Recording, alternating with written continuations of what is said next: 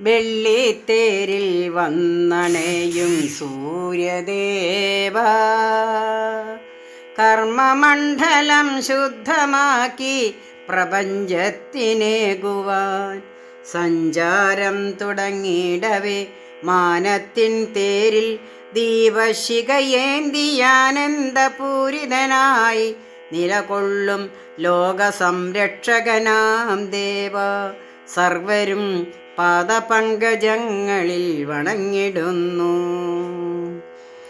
വെള്ളിത്തേരിൽ വന്നണയും പ്രഭാകരദേവ, കർമ്മമണ്ഡലം ശുദ്ധമാക്കി പ്രപഞ്ചത്തിനേകുവാൻ സഞ്ചാരം തുടങ്ങിയിടവേ മാനത്തിൻ തേരിൽ ദീപശിഖയേന്തി ആനന്ദപൂരിതനായി നിലകൊള്ളും ലോകരക്ഷകനാം ദേവ, സർവരും